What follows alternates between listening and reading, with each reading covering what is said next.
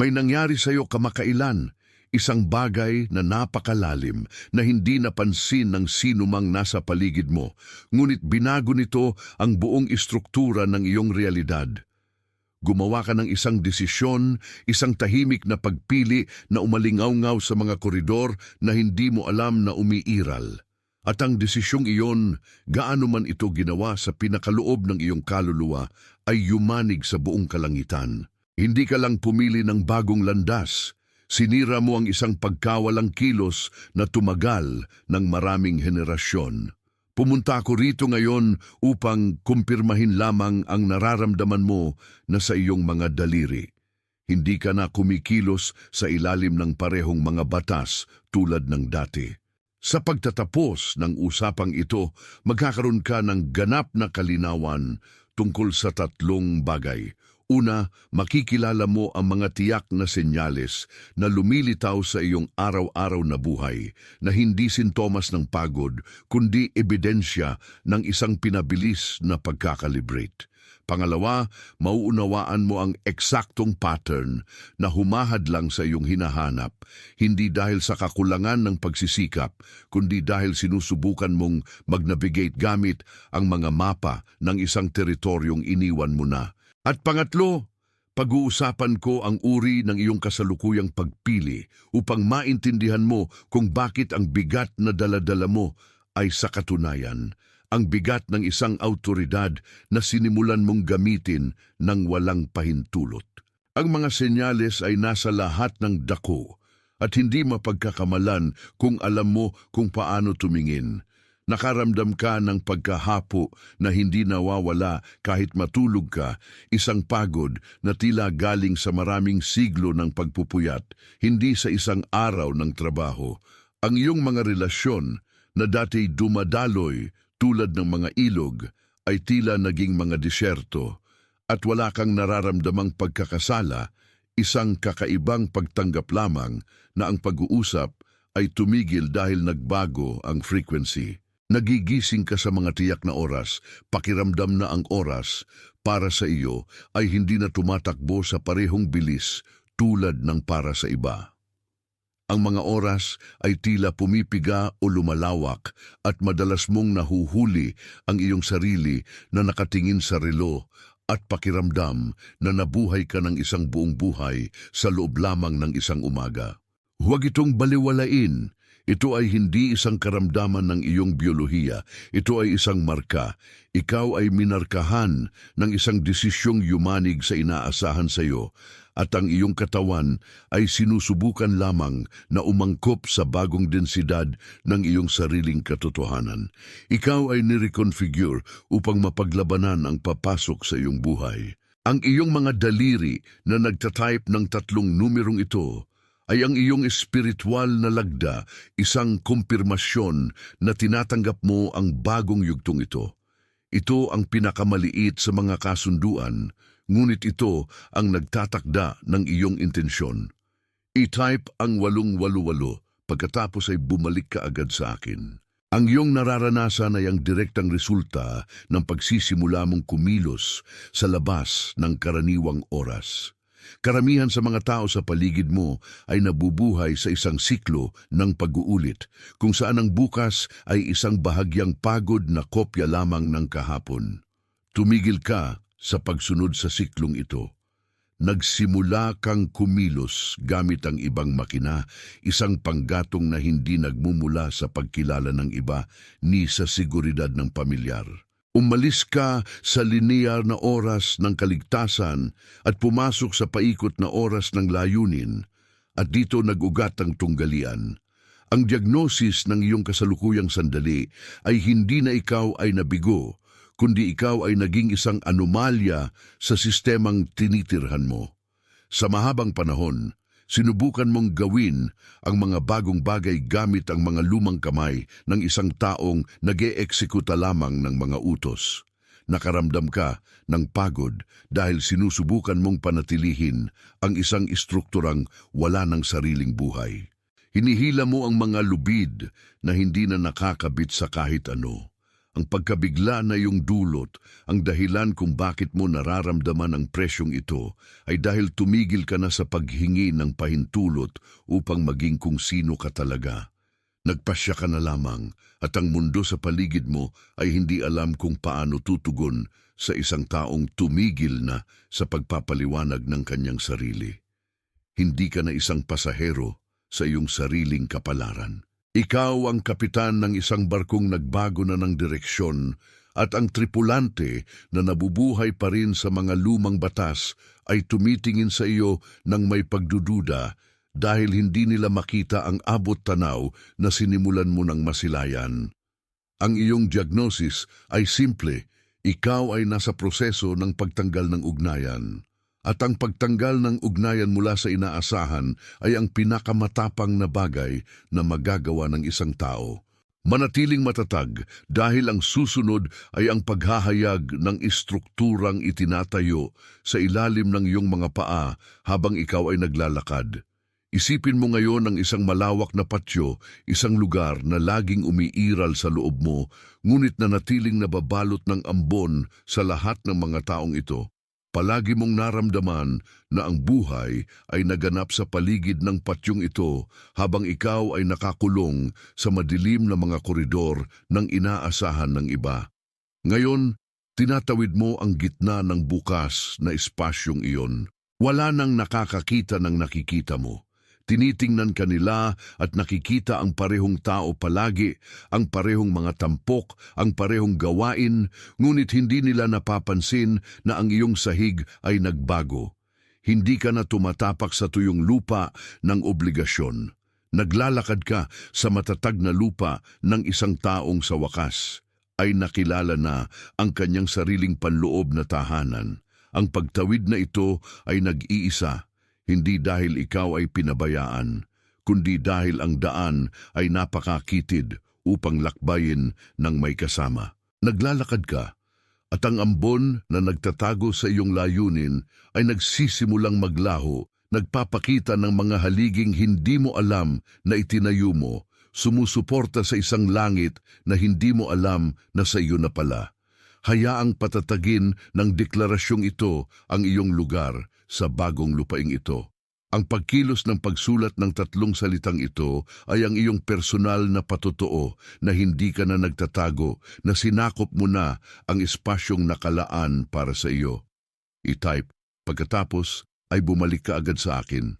Ang dahilan kung bakit yumanig ng husto ang iyong tahimik na desisyong ito sa kapaligiran sa paligid mo ay dahil sinira mo ang hindi nakikitang kontrata ng pagiging pare-pareho.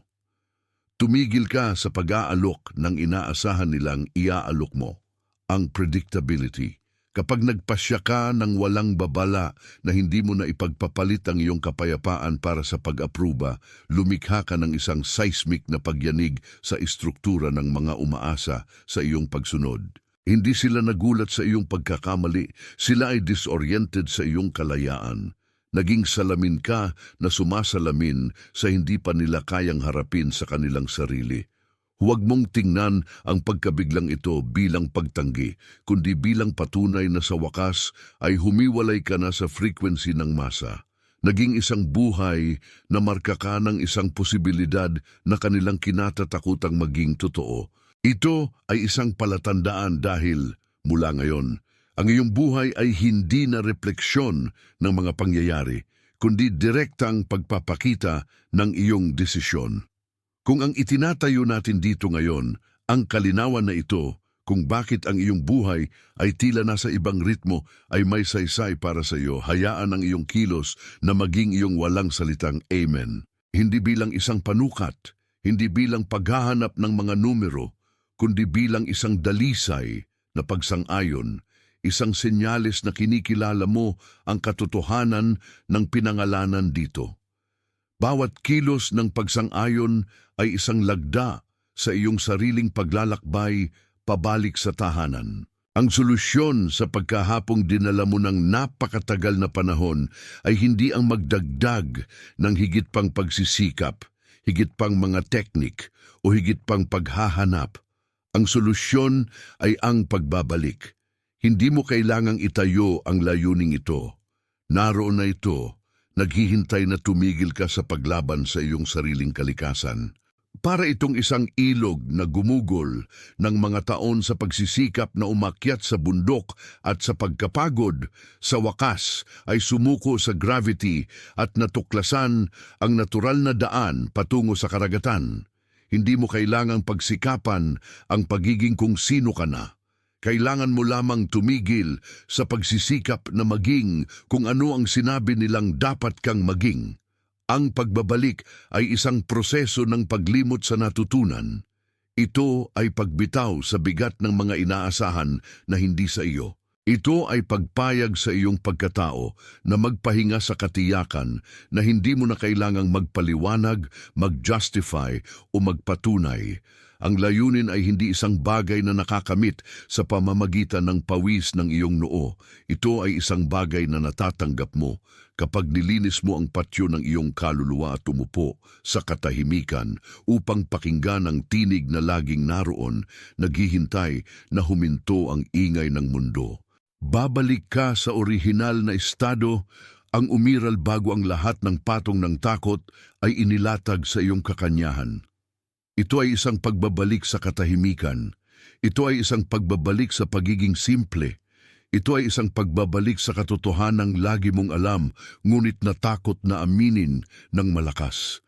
At ngayong tumigil ka na, ngayong ang patyo ay malinis at ang ambon ay nawala, na pagtanto mo na wala pang distansya sa pagitan mo at ng iyong kapalaran. Ikaw ang kapalaran sa lahat ng panahon, na distract lang ng daan. Ang pagbabalik ay ang iyong pahintulot na maging ng walang pagsisikap, ang nota na nilikha ka upang hawakan.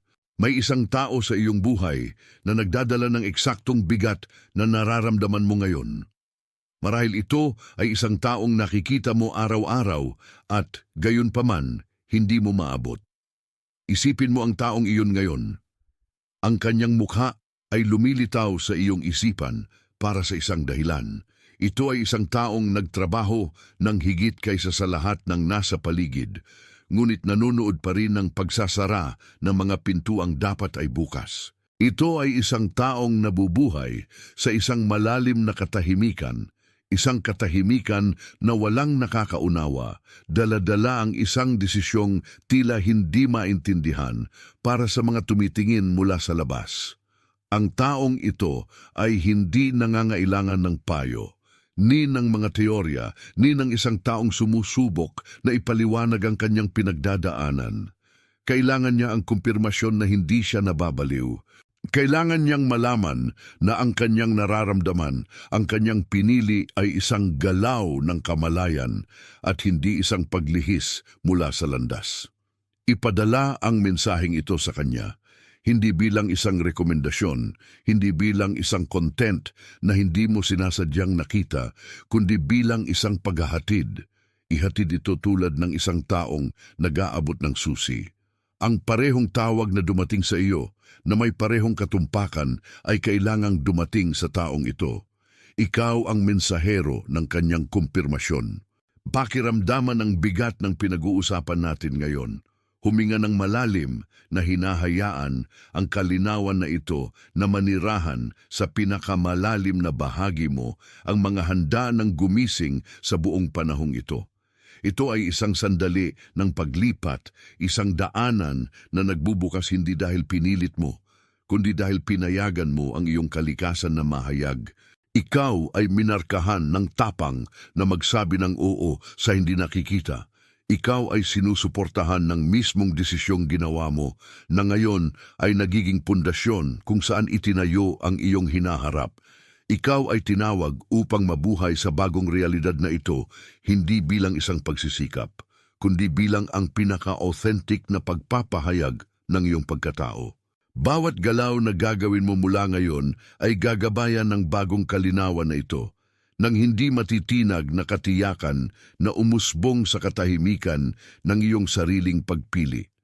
Hindi ka na pareho tulad ng bago mo maunawaan ang lakas ng markang ito, at hindi ka na magiging pareho tulad ng bago mo tanggapin ang bigat ng iyong tawag. Bago natin tapusin ang sandaling ito, gumawa ng isang desisyon. I-type ang parirala, ako ang pinili. I-type ito ng dahan-dahan na hinahayaan ang bawat letra na maging isang pagpapatibay, isang tatak na inilalagay mo sa bagong yugtong ito ng iyong buhay. Ito ay hindi isang tanong, hindi isang hangarin, hindi isang pag-asa.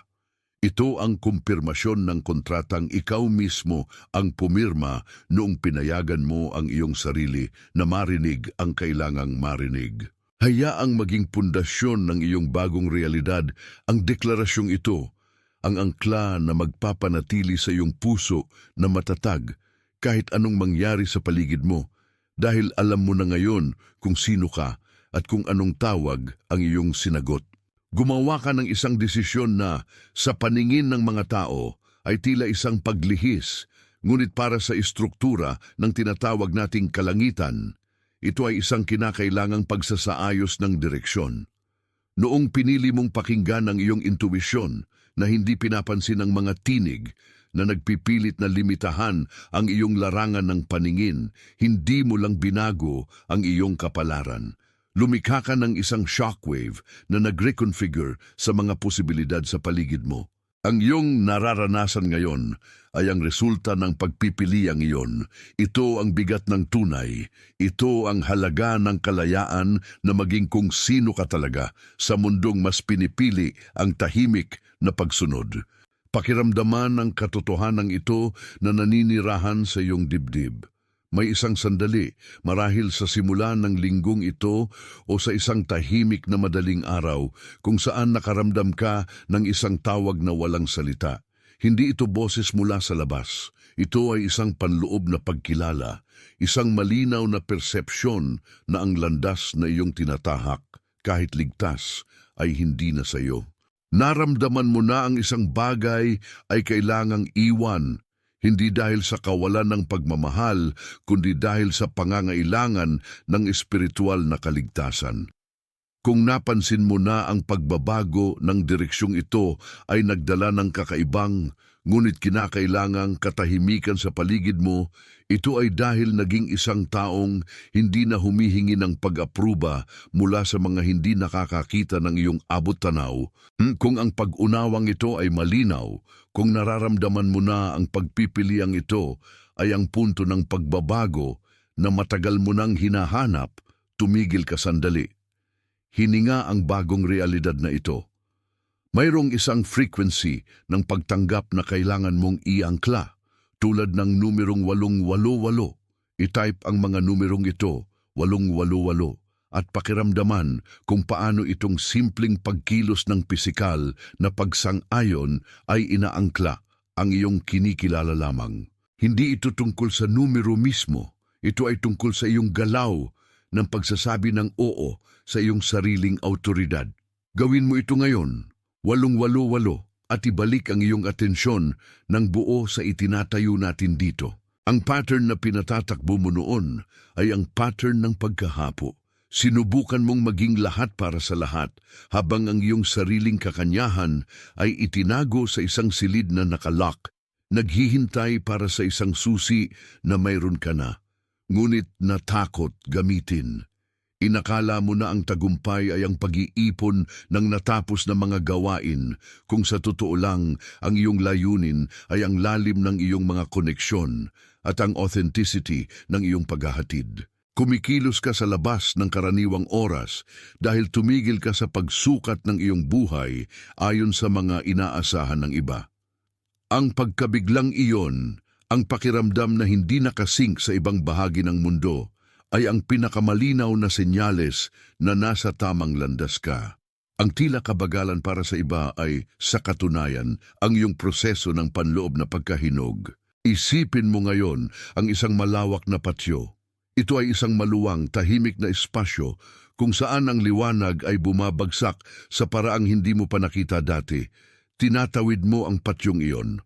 Ang mga tao sa paligid mo ay abala, tumatakbo mula sa isang lugar patungo sa isa pa, nakulong sa kanilang sariling mental na rehas, hindi kayang makita ang kalawakan ng lugar na ito. Hindi nila nakikita ang patio dahil hindi sila pinili para sa gawaing naroroon. Ikaw lamang, kasama ang desisyong ginawa mo, ang maaring tumira sa espasyong ito.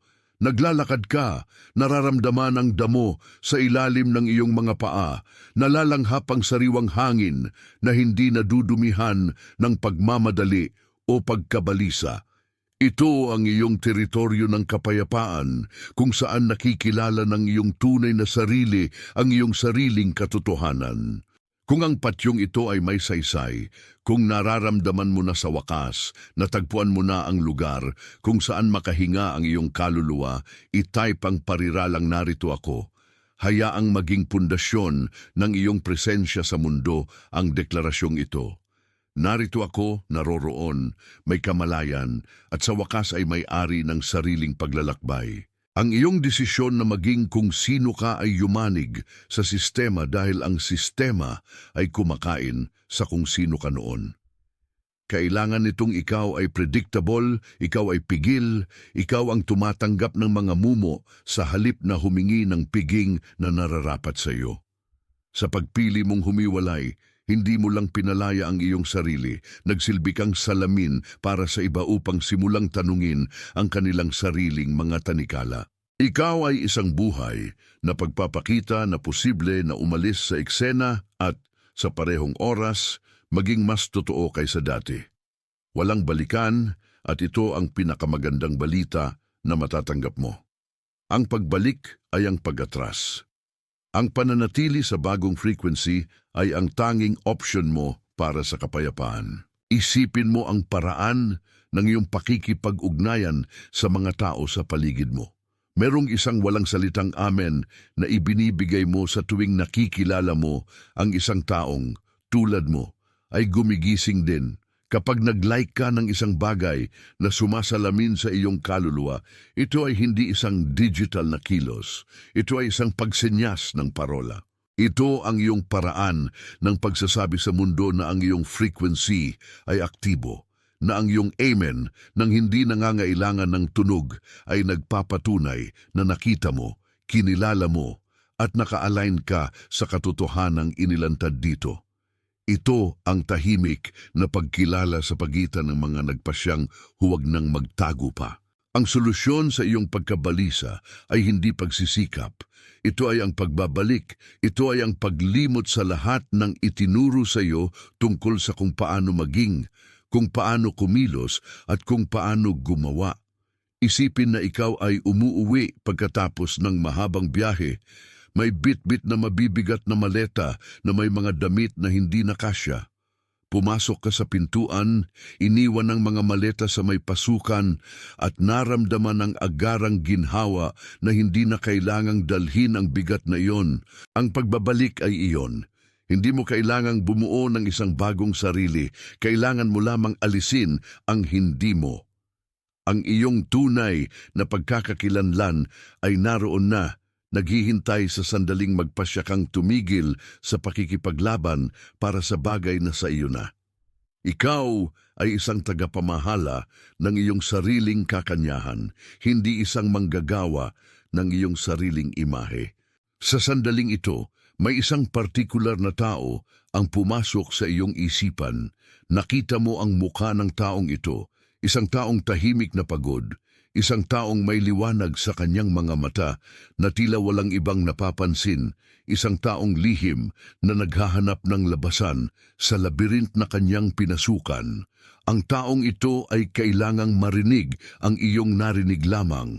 Ito ay hindi isang imbitasyon, ito ay isang paghahatid. Ipadala ang mensaheng ito sa kanya, hindi bilang isang bagay na iyong nire-rekomenda, kundi bilang isang bagay na kailangan mong ihatid tulad ng isang liham na pinadala sa iyo, ngunit naglalaman ng isang bahaging buong-buong pag-aari niya.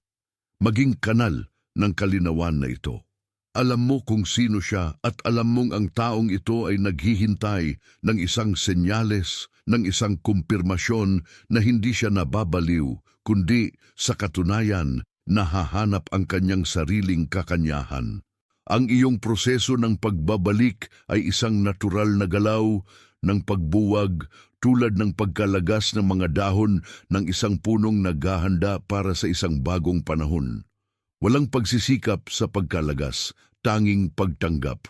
Kapag pinayagan mo ang iyong sarili na bitawan ang mga inaasahan na ipinatong ng iba sa iyong mga balikat, ang iyong sariling istruktura ay nagsisimulang mag-realign. Hindi mo na kailangang gampanan ang isang sigla na hindi mo nararamdaman, ni suportahan ang isang maskarang naging napakabigat para sa iyong espiritu. Ang kalinawan na hinahanap mo ay hindi isang bagay na manggagaling sa labas, sa pamamagitan ng isang panlabas na pangyayari o isang validation na hindi dumarating. Ang kalinawan ay ang resulta ng pag-aalis ng ingay. Obserbahan kung paano sa nakalipas na mga buwan, ang iyong pagnanais na magpaliwanag ay lubhang nabawasan.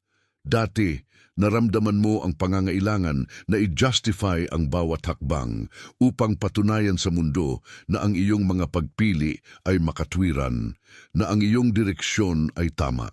Ngayon, ang katahimikan ay naging iyong pinakadakilang kakampi, na pagtanto mo na ang iyong katotohanan ay hindi nangangailangan ng pagsasalin upang maunawaan, at higit na hindi nangangailangan ng pag-aproba upang mabuhay. Ang transisyong ito ay patunay ng iyong espiritual na pagkahinog. Tumigil ka sa pagsisikap na kumbinsihin ng mundo at nagsimulang tumira sa iyong sarili.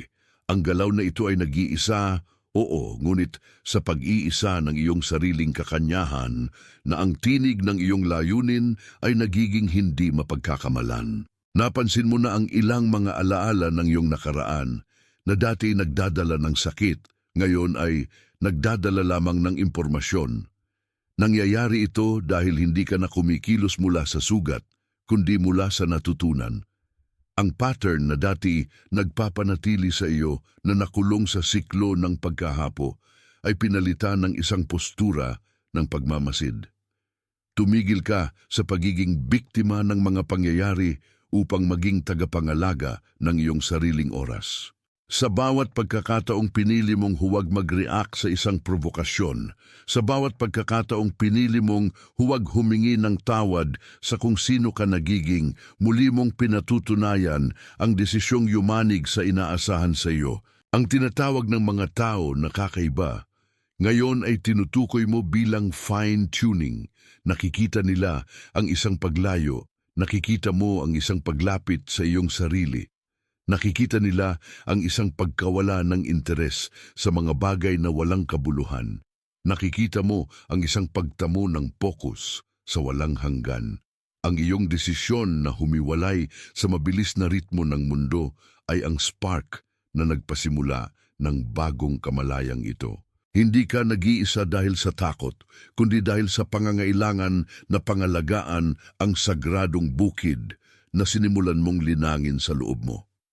Ang kapayapaang nararanasan mo ngayon, kahit na ang lahat sa paligid ay tila magulo, ay ang tatak na ikaw ay nasa tamang lugar, sa tamang oras. Ang iyong intuisyon na matagal mong ipinagwalang bahala para bigyang daan ang luhika ng iba ay naging pangunahing gabay mo na ngayon.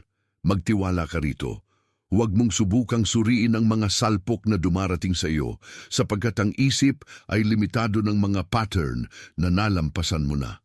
Ang iyong espiritu sa kabilang dako ay alam ang daan, alam ang panahon at alam ang gantimpalang nakalaan para sa mga nagkaroon ng tapang na tumanggi sa pagiging pangkaraniwan. Ikaw ay isang tagapagsimula ng isang bagong paraan ng pag-iral, isang taong nagpasyang ang buhay ay hindi dapat maging isang sunod-sunod na gawain lamang, kundi isang patuloy na pagpapahayag ng iyong pinakamalalim na katotohanan. Panatilihin ang iyong mataas na enerhiya, hindi sa pamamagitan ng malalaking gawa, kundi sa pamamagitan ng maliliit na pananatili. Manatiling tapat sa iyong intuisyon kapag ang lahat sa paligid mo ay nagmumungkahi ng mas madaling daan. Manatiling tapat sa katahimikan kapag pinipilit kang magpaliwanag.